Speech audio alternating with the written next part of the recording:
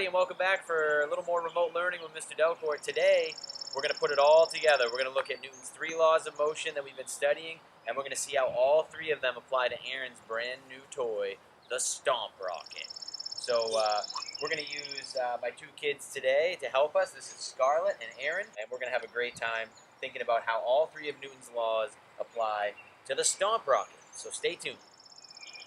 Okay, here we go with our first demonstration. We're looking at Newton's first law of motion here, which tells us an object at rest should remain at rest, and an object in motion should remain in motion unless acted upon by an unbalanced force. So we're about to see an unbalanced force here. We're about to observe Newton's first law in action. So let's watch Aaron do his thing, and then think about what we just saw. All right, Aaron, prepare to launch.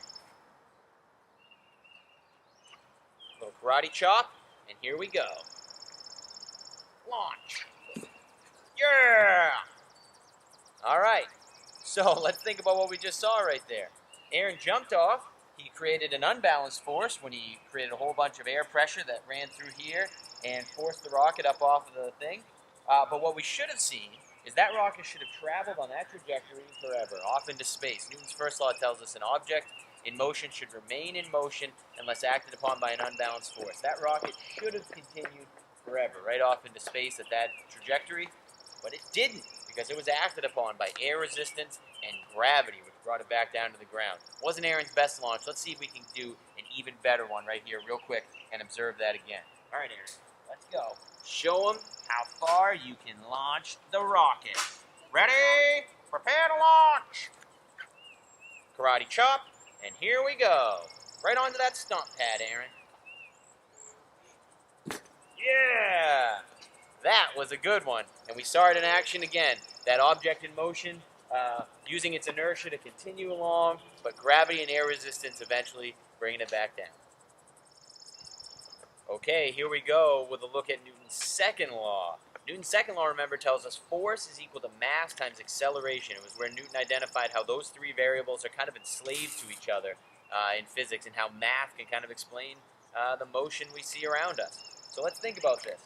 What we're going to do here is a comparison between Aaron with the Stomp Rocket and Scarlett, okay? They're going to jump from the same height, and their only difference here is their mass. Scarlett's a little bit bigger than Aaron, so she's got a little more mass. So what we should see is with the same exact acceleration, we're on Earth, we know the acceleration downward is going to be 9.8 meters per second squared. They're in free fall as they come down, so they're going to have identical acceleration. Their masses are different. Scarlett's got more mass, Aaron's got less. That should create slightly more force for Scarlett and a little bit less for Aaron. What we should see as a result is a little more hang time for Scarlett than Aaron, and that's a classic example of Newton's second law in action. So let's check out the first one here. Aaron, here we go. Let's prepare to launch. Aaron's up. First demonstration, Aaron, here we go. Let's watch the hang time Aaron gets. Yeah. Boom, that was a good one. Okay, Scarlett, you're up. Here we go. Scarlett's turn. Woo! There's Scarlett's Stomp Rocket. Here she goes. All right, Aaron's going to do that one.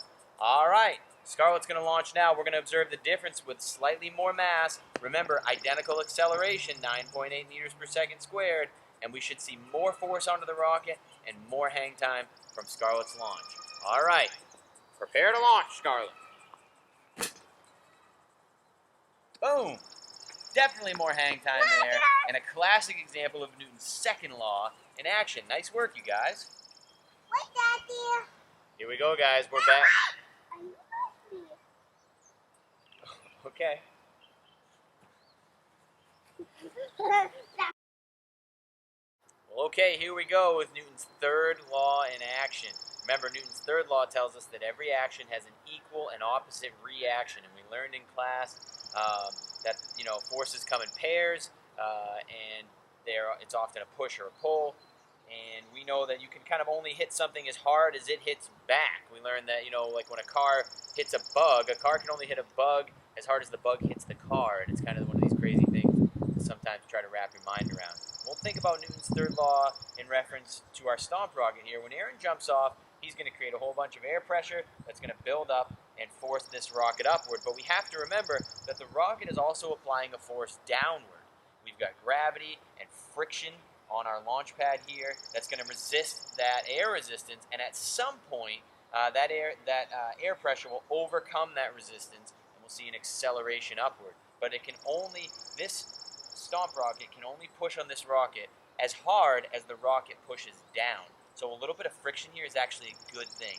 If we get a little bit of friction here, it allows more air pressure to build up in there, and we can get a higher launch and more acceleration. So it's kind of backwards to think about, but we want a little bit of friction in here to get really a whole bunch of acceleration. So let's check out Newton's third law in action. Let's watch Aaron launch this thing. You ready, Aaron? Yeah!